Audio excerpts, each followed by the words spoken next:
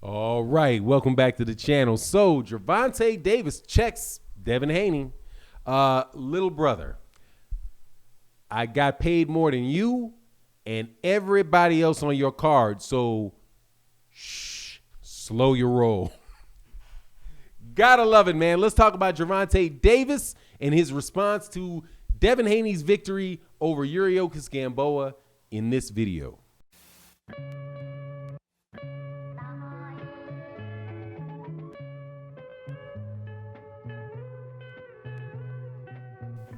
All right, welcome back. So, we wind up seeing this on a pretty regular basis, and that is when you have two fighters who people want to see fight each other, and they have a common opponent. And what we do is we look at how one person performs against that opponent and the other person performs against that opponent, and then we try to judge and say, well, how would these guys, how would they fight against one another? Reasonable thing to do. Not always very accurate because styles make fights. Gervonta Davis is a power puncher. Devin Haney is not. Devin Haney is somebody that is setting traps for you.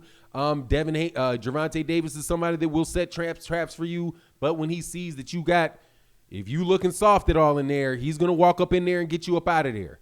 Right? So what happened with Yuriorkis Gamboa and Gervonta Davis, and what happened with Devin Haney and Gervonta Davis, Devin Haney and Yuriorkis Gamboa, those are just two different fights, right? Two different scenarios. You know, the same Yuriorkis Gamboa, if he fought Gervonta Davis in again, right? If they just redid it, like they can magically make the first fight not happen and then redo the first fight on a different night, the outcome would turn out different, right? It wouldn't be an 11th round knockout. It might be a second round knockout. You just don't know because it is a minute by minute thing. And people are thinking they change. You know what I mean?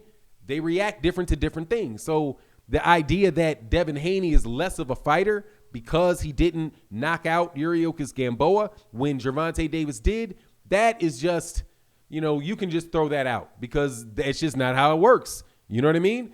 You can triangle theories like that just don't work, right? Just because, and first of all, they both beat Yuriorkis Gamboa. It's not like one lost and the other won, right? But even that could change because there are plenty of times in boxing where one guy beat the other guy, right? So the most famous example of it is this. Muhammad Ali loses to Ken Norton. Ken Norton gets blown out by George Foreman, and then Ali knocks out George Foreman, right? It's just, you wouldn't think that would happen, but it's just the styles make fights. Now, that's that part of the conversation. As far as that money and stardom and all that stuff, the clowning that goes on between it, that's true. That's just true. Gervonta Tank Davis is the star. It's not a question. It's not debatable. It's not a matter of perception. It's not any of that. It's just the truth. Below 147 pounds, the man is Gervonta Tank Davis, and that's just the truth. There is nobody below 147 pounds that is doing what he's doing. And unless there's somebody below 147 that's doing what he's doing, and by that I mean the numbers that he's doing, then it is what he is. He can say that to anybody. Hey, man, don't get too cocky. I made more money than they spent on your entire card. Okay? Like, that's what he's saying to Devin, and that's just the truth. Gervonta Tank Davis could say that to Leo Santa Cruz. Can say that to Teofimo Lopez. He can say that to Vasily Lomachenko. He can say that to anybody. And that is exactly why you guys have been hearing people say his name so long and so often. Because there's only certain people in boxing that if you want to get noticed, you say their names. That's just truth, right? On my channel, I know the boxers that if I do this video about this boxer, I can tell you how much interest there's going to be in it.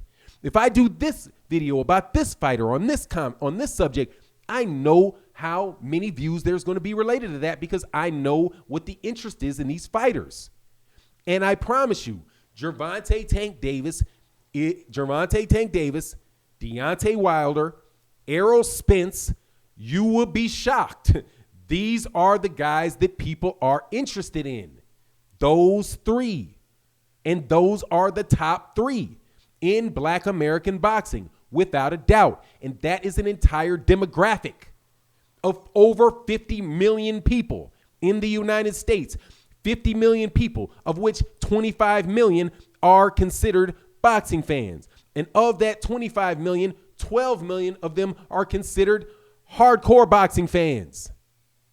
Right?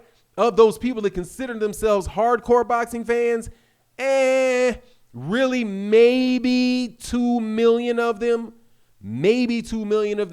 are maybe 400, 500, 600,000, somewhere around there are really, really, really hardcore boxing fans that are going to buy anything that you sell them, right? That's what you're talking about. So the idea of 250,000 pay-per-views in a pandemic was not hard, okay? Because of the demographic and the support that he has in Baltimore, that he has in DC, that he has in Atlanta, that he has in LA, that he has in Dallas, that he has in Houston, that he has in all of the different urban centers of the United States. New Orleans, go to New Orleans, they know Gervonta Davis. Go to Houston, they know Gervonta Davis. Go to Dallas, they know Gervonta Davis. Go to Omaha, Nebraska, they know Gervonta Davis. That is a recognizable name for them. When you hear the baby or the little baby or whatever his name is, talk about I'm a heavy hitter like Gervonta Davis, dude, they all know his name because they all listen to that song. Who's Gervonta Davis? Oh, man, play the highlight. Oh, man, play the highlight. That's how it is with Deontay Wilder. Oh, man, you want to make a fan of somebody with Deontay Wilder, play the highlight. If you want to make somebody know that Tyson Fury cheated, play the highlight. Couldn't resist that one. So that's just the truth. And guys, that's why I think like Teofimo Lopez not fighting Devin Haney is such a big mistake for Teofimo Lopez. Because if Teofimo Lopez fights Devin Haney, then he is really the undisputed champion. And then he would have an opportunity to fight Devin. He might get an opportunity to force Gervonta Davis to fight him. But as is, he ain't got to fight nobody they don't want to fight. Like, you guys have to be honest about it in what you see with Gervonta Davis. Gervonta Davis does not need he does not need an internet marketing push. She just doesn't need it because it's already there. He was on the co-main event. He was the co-main event on the second biggest pay-per-view in boxing history. And that was the Floyd Mayweather Jr. versus Conor McGregor fight. He was the second main event, and he got a nasty knockout in it. And why some of us might focus on the fact that he missed weight and lost his belt on that fight, nah, most of the people there probably didn't even care. It was like oh, I don't know what's going on. Now, who is this guy? Who is this? Woo! I like him. What's his name? Boom. All of a sudden, heavy hitter like Gervonta Davis all over the place. Floyd Mayweather Jr. is doing a masterful job. Leonard Ellerby's doing a masterful job of promoting this guy directly to people. And that is why all these guys in lightweight just need to come on, man, and fight each other and get yourself to the point where Gervonta Davis is. Because I have a hard time believing that Floyd Mayweather Jr. does not see what I see. And that Teofimo Lopez is over there on ESPN and, hey, man, so what? The guy you beat never got that big because he's over there with Bob Arum, because Bob Arum ain't interested in making you that big. He's interested in having a bunch of fights with you. In-house fights with you, and when he's tired of you, he's going to get somebody else because there is absolutely no risk in that. If people are gamblers, they would take things where there's no risk. Like, for example, I heard this guy put a $250,000 bet on Devin Haney to win $5,000, and people are like, "Whoa, yeah, that's really what a great deal." No, that was a stupid bet. What percentage is that? What percentage is 5,000? It's 5% of 100. It's like 2%. Why would you do that? Devin Haney could have twisted his ankle, and you'd have been out of $250,000 because he twisted his ankle. He could have thrown his back out. Dog, that was a dumb bet. Even if you got the $5,000, that was a dumb bet. But anyway, that's my take on the matter. You let me know what you think. And I got a lot of love and respect for you guys over there that are trying to sell these fights, man. I really and truly do have a lot of love for you guys that are trying to sell these fights. But at the end of the day, all of the cute stuff is getting seen. We see it, right? You see what's going on. People are not going to buy that, man. The end of the road is just tell the truth. Just tell the truth. Have the best fighters fight the best fighters. And if we just have the best fighters fight the best fighters and nobody has to worry about this scheming motherfucker, this scheming ass dude over here and this scheming promotional company over here and no, we don't need to make the fight because the fight's not right. And dude, all of this nonsense, man, people see all of this. They don't want to pay attention to it and they'll go watch. Dude, they'll just go watch something like Lovecraft Company or Lovecraft Country or something. It's not even that they'll go watch some other boxing match. Or go to some other sporting event. They might just decide, man, this is nonsense, dude. I'm just going to go to the shooting. I'm just going to go to the gun range.